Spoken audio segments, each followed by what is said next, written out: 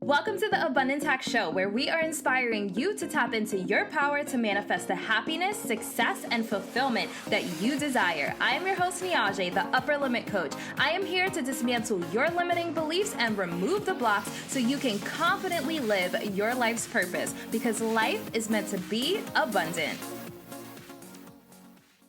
Hey M&Ms, thank you for tuning into the Abundance Hack Show. Today we have a really special episode. We are live at Yoga Blue Studio, joined by the amazing Kate Berlin.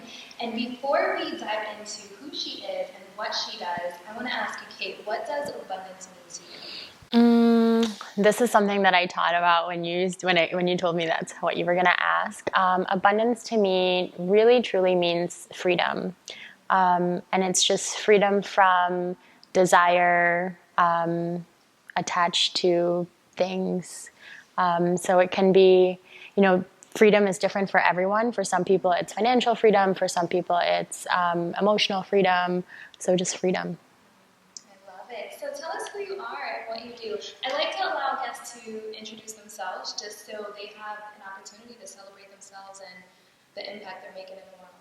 Yeah, so tell you who I am and what I do. I feel like this question, for the past 2 years, I kind of don't really know how to answer because who I am is so multifaceted.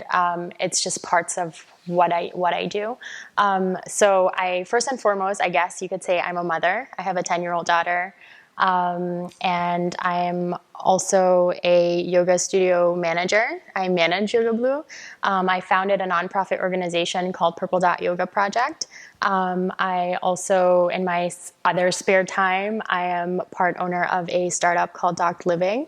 And then I teach yoga. I love it. Yeah. I love it. So let's dive into what made you become, I guess, like a yoga teacher. Because I feel like most of the time that people are led to it for a specific reason. So what got you into yoga? What got me into yoga?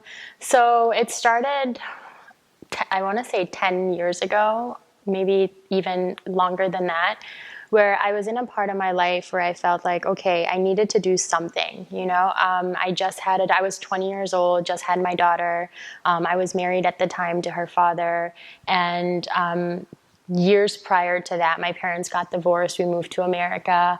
I just like everything. I just got out of an abusive relationship, and it just felt like I was just kind of being swung around. Life was just taking me by the reins and just like swinging me around, and I felt like I had zero control.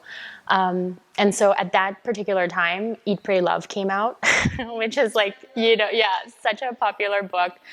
Eat, Pray, Love came out, and I read it, and I remember Elizabeth Gilbert saying that she did yoga. So I was like, okay, well, maybe there's something to it. I'm going to try. So I went to Walmart and I got like a $5 yoga mat. And then at the time, Hulu, which was not the way that Hulu was today, had little 15-minute yoga videos by Alan Finger. And so I started watching those, and it was just 15 minutes in the morning and then 15 minutes at night. And I started to pay attention because I noticed that every time on the days that I did yoga, I just felt a little bit more positive. And so from there, I guess it just kind of like put something in motion, and it kept going and kept going. And so I wanted to kind of do like a mini Eat, Pray, Love quest. So I remember at that point, I had now left my daughter's dad, and I jumped right back into another abusive relationship, and I just wanted to be free from that. I was like, why am I constantly coming back into this cycle? I don't want to do this anymore. Everything else in my life was really going well except for this relationship that I was in. So I decided that I was going to go to Savannah, and with no other intention than to just go. And one thing that I did there that I knew I really, really wanted to do was to visit a yoga studio. And then it happened to be taught by one of the owners of the yoga studio.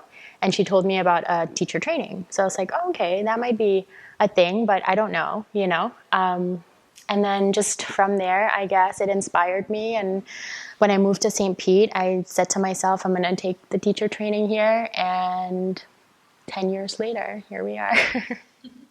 So what about meditation? What led you to meditation?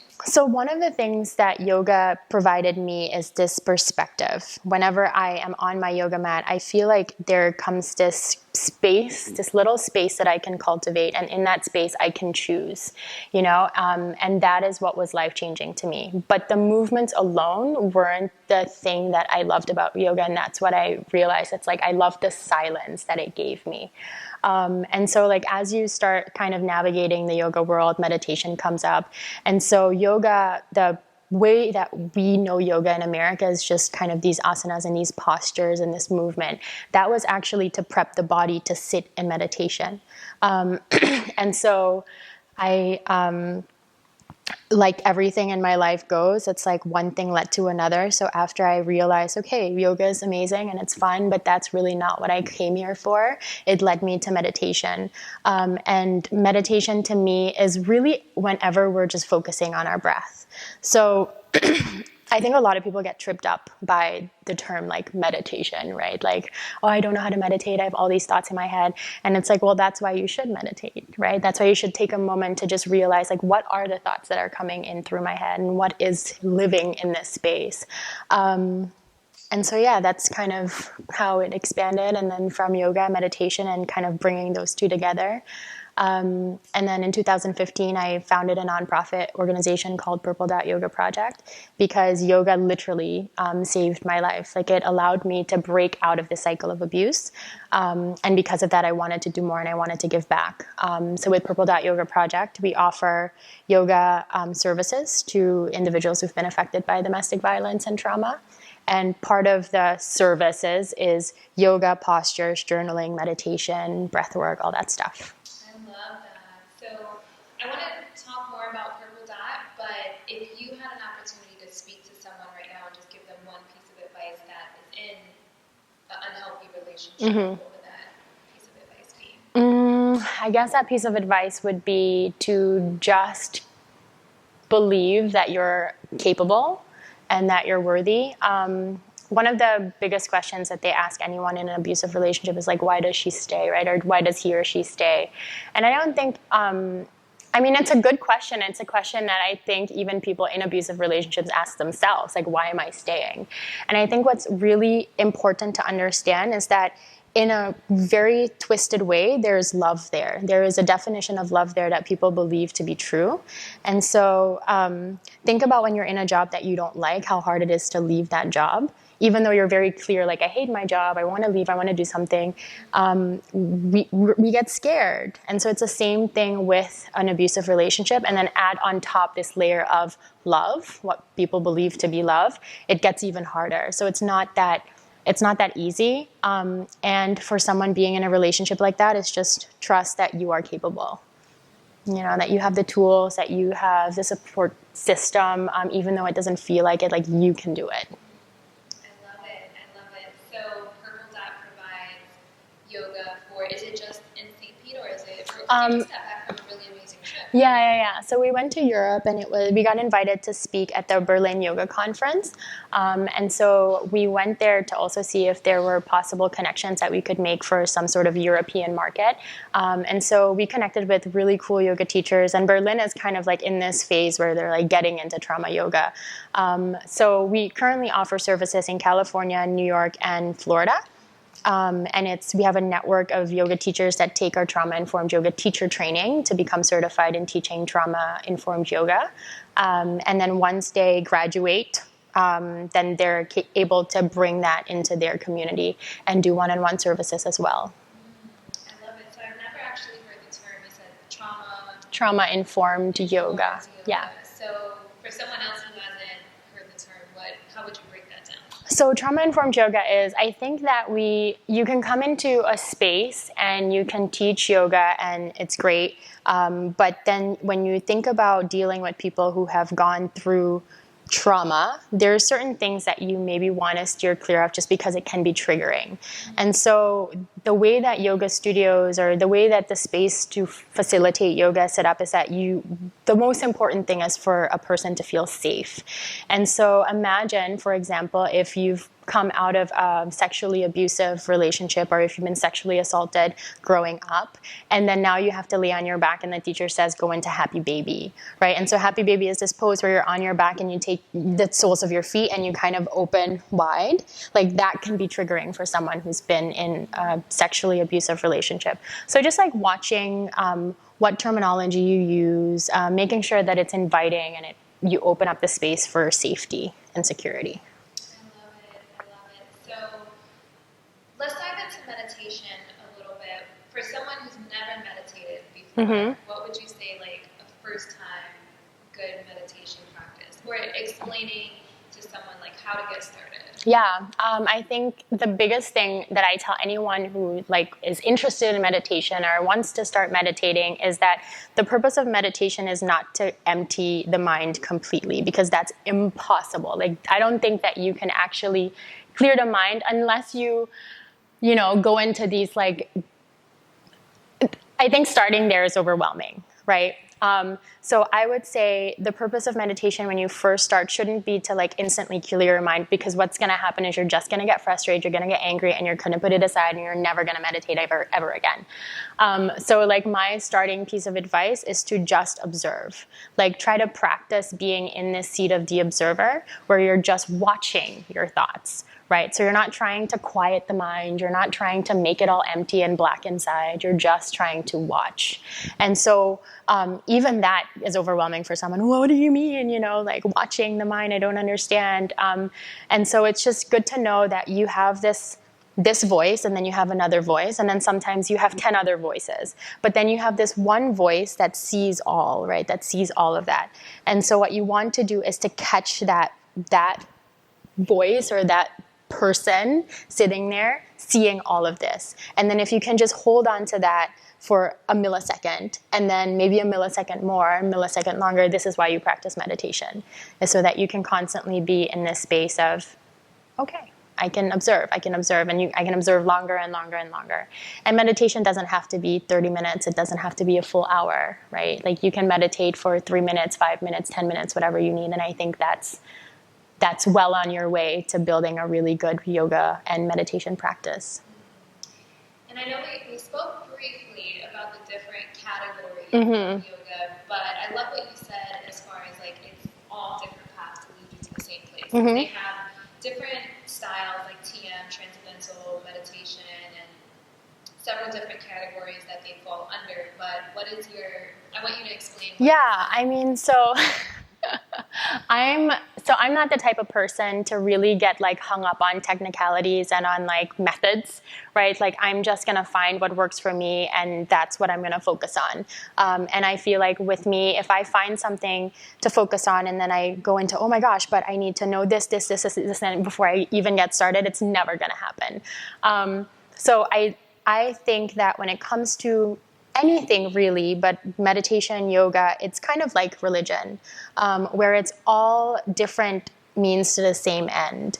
We get stuck in lineages and we can explore those lineages, and that's great, but ultimately we're all aiming to go into the same place. And so that's similarly with meditation. It's like I use for me what works for me, and so sometimes that means that I'm just going to sit at home in silence and close my eyes and breathe, and that's great. Or sometimes I'll turn on like a guided meditation on YouTube and sit there and do that, and that's great. But for the most part, I try not to get stuck in like the theory of meditation. Like just do it. Yeah, I love it. Abundance Box is more than a subscription box. It's a movement. Not only are you sent spiritual goodies to your doorstep, it's a commitment to yourself to not settle, to live to your full potential and manifest the life that you truly desire. For more information, go to abundancehack.com/box to receive crystals, sage, therapeutic grade essential oils, guided meditations, and access to the private Facebook group to connect with other awesome members of the Abundance Box tribe. Join the movement because life is meant to be abundant. So I want to open it up for questions, but before we do the Q&A, I want to know your top 3 tips for living an abundant life. My top 3 tips for living an abundant life is 1, faith, always. I have a strong sense of trust and believe in God. And God can be the universe. It can be, anything you hold your belief on. But I do believe in a God, and I do believe that all is supported. So that's one thing, is just trust and faith. The second is to be dedicated. I like to honor the moment I'm in, and I like to give myself fully to it at all times. So to be dedicated, to trust, and to have faith. And then the third one would be just to love. And I would say, not in that order. Maybe all 3 all at once, together always. And the third one would be to love.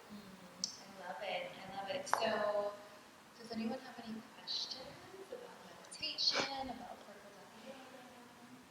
I just wanted to get involved. To be involved? Yeah.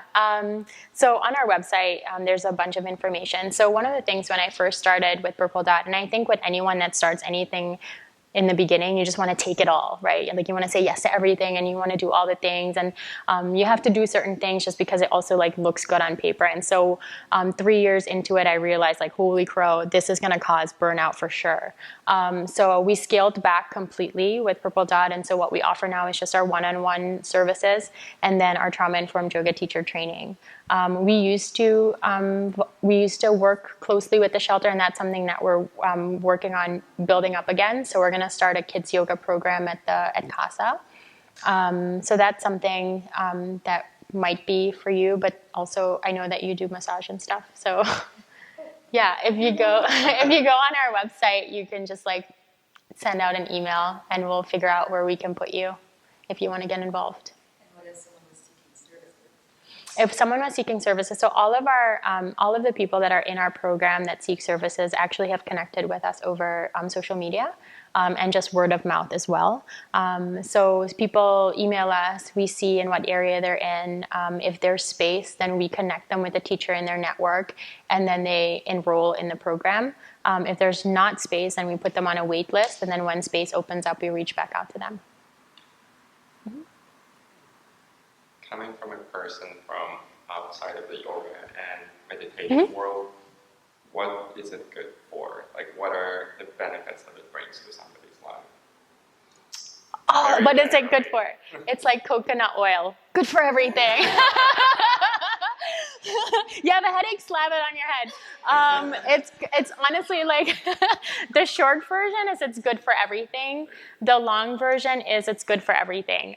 So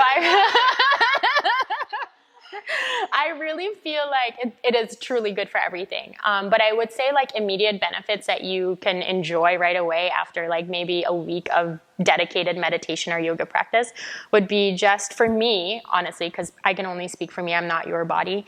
I just felt like I was more at ease. I was less stressed. I felt happier. I just felt better in my skin, and I was less reactive. I think that is the most important thing, is that your reactivity time to things that annoy you becomes less. So you create this space where you can take a step back, and then you can actually ask yourself hey, is this worth it or not, right? And so it's a practice too, because it's been 10, 11 years of me practicing yoga. And I mean, sometimes I still react, but now I understand that when I do. I just remember your Instagram stories. Yeah. All the time I still react. But now I realize okay, so this is trying to teach me something. It's not just there to annoy the crap out of me. It's there to show me where I have a kind of work to do.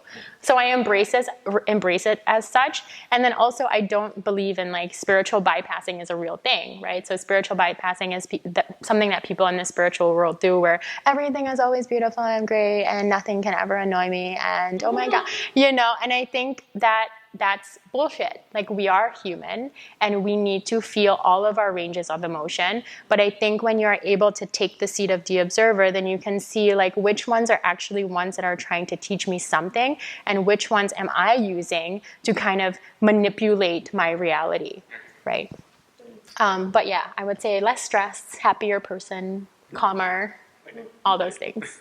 And then everything. Clarity. Yeah. Yeah. Yeah, I would definitely want to second the clarity. When I meditate in the morning, especially with social media, a lot of people are in the habit of picking up their phone first thing in the morning and you're scrolling, but it causes you to compare yourself to others. It causes you to look at what everyone else is doing, look at other people's businesses, look at other people's relationships.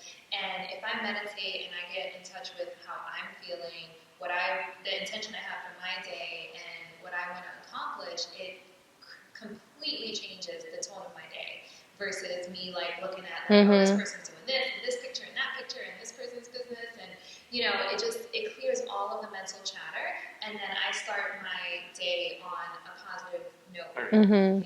Yeah. No, totally. Is it the live recording, or will you be able to like edit things out? Because I have stupid questions. No, there's no such thing. There's no. No question is stupid. Because if you think it, someone else is probably thinking it. Okay.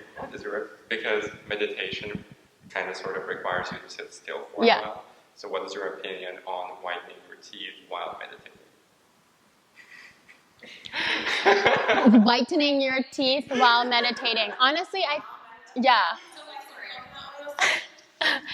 honestly... Or like those like blocking things like with lines that you can just... So so there's two answers. I think there's two answers for this, right? Like, if it's going to make you meditate, by all means do it. Like, if you can't find any other time to meditate than while whitening your teeth, go ahead and do it, And then their second answer would be, it depends on what kind of whitening you're using. If it's... If it's coconut oil, like she said, go ahead. It's natural. Absolutely. If you're using like those light things and like chemicals, maybe not. Okay. I mean, in general, maybe not. But I would say, maybe wait until you're done. Because I also feel like meditation is such a sacred thing. And in this space of meditation, you can call in things. You're opening yourself up to things. And so if you are that close to things, I don't know. It just it just feels off, right? Like, clear it up. We want to, we live in a society where multitasking has become normal, but it's not normal for your Right. It's really not. So trying to create specific contained time for these acts is really important. If you actually want to see a benefit, because otherwise it's just going to be running around the hamster wheel, and it's going to cause you more stress because now you're adding another thing that you're doing on top of another thing and another thing, so that it kind of cancels out the positive. Yeah, and it like defeats the purpose of meditation, which is to kind of sit in a focused space of just focusing on this act of meditating. But don't go, oh, I can't, like tomorrow or tonight if you want to start meditating and you're like, oh, I can't do this. Like, at least just meditate. Start there. And then, like, I would never discourage anyone from starting a practice. So, yeah. So Kate is actually going to lead us through a guided meditation. And before we get into that, where can people find you online? Online, you can find me on Instagram at Kate_Berlin. For Purple Dot Yoga information, www.purpledotyogaproject.com. And then on Instagram as well, Facebook, all the handles. But Instagram is mainly my jam. Awesome. So I will have that in the show notes for you to check that out. And we are going to go into our guided meditation portion. Perfect. So for guided meditation, if we can just sit in a comfortable seat, try not to think too hard about what is comfortable. If you're already in it, just take it for what that is. And then you can have your hands either on your knees or in your lap, facing up towards the sky to receive or down towards the floor to feel centered and grounded. And then we're just going to take a moment. This is a meditation I like to do at home to just cultivate forgiveness, love. And so in this meditation, just take a moment, find yourself here, arrive in this space, arrive in your physical body, arrive at your breath. Maybe create a little bit more space between each vertebra, allowing you to sit up a little bit higher. See if you can take the shoulders and drop them down away from the ears. Pulling up through the crown of your head, rooting down through your seat.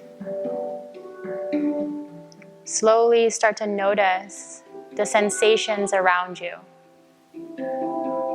Perhaps you pick up on the sound of my voice, the sound of Alexa's playing music. Maybe you notice the temperature of the room. And so allow all of that to just happen. Notice how, as you're sitting here, the ground comes up to meet you, to support you, to hold you. How gravity, at the same time, pulls you down towards Earth Center. How in between these two opposing energy lines always exists you. In this space, you are supported, you are guided, you are loved, and you are safe. Trusting that all of this is true. Seeing if you can release any tension, any tightness, any heaviness you're holding in your physical body. So just noticing what you're carrying in your shoulders, if you feel any heaviness, if you feel maybe a tinge in the hips and the knees, just becoming aware of all that is happening and seeing if you can observe without judgment. Noticing the sensations of your physical body and just allowing it the space to exist. And then slowly start to observe the quality of your breath. Notice how the breath enters in through the nose, carries all the way down to the lungs, all the way to the tips of the fingers and the toes. And start to observe the quality of that breath. Does it feel heavy? Does it feel expansive, fluid? And similarly here, just slowly start to observe.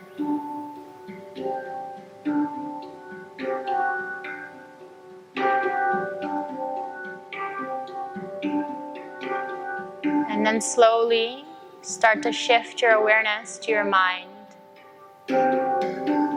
Seeing what shows up in your mind space. Any thoughts that arise, give them permission to exist. Allow them the space to be.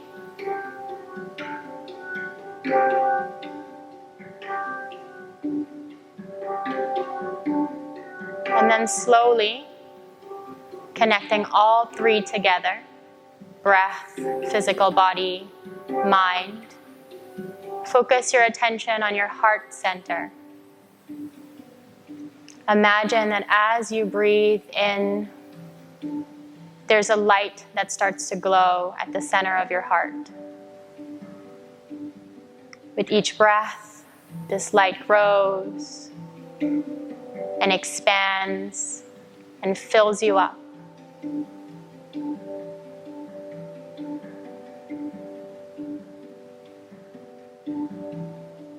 Allow this light to go beyond your physical body. Allow it to fill the room.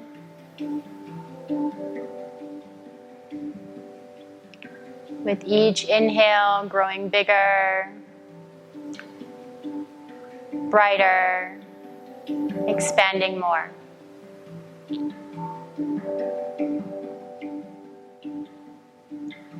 And then slowly start to imagine yourself standing in this light.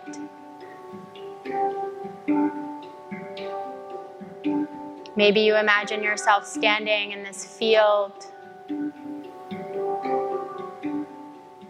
And then gently start to invite in someone who may need your forgiveness. Maybe it's a person who's hurt you, who said something to you that you can't let go. Allow this person to stand in front of you. And imagine as you're standing here in this light, coming from the center of your heart, they enter into that light as well.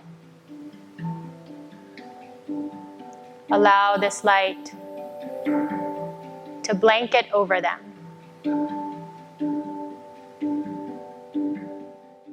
If you're tuning into iTunes or Spotify, you definitely want to check out the video so you can see this amazing setup that we have here.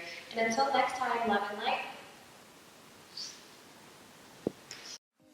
Thank you for tuning in to the Abundance Hack Show. I would love to hear from you. Leave your comments and questions, and don't forget to subscribe so you don't miss any of our yummy episodes. Every time you leave a 5-star rating or review, I do my happy dance.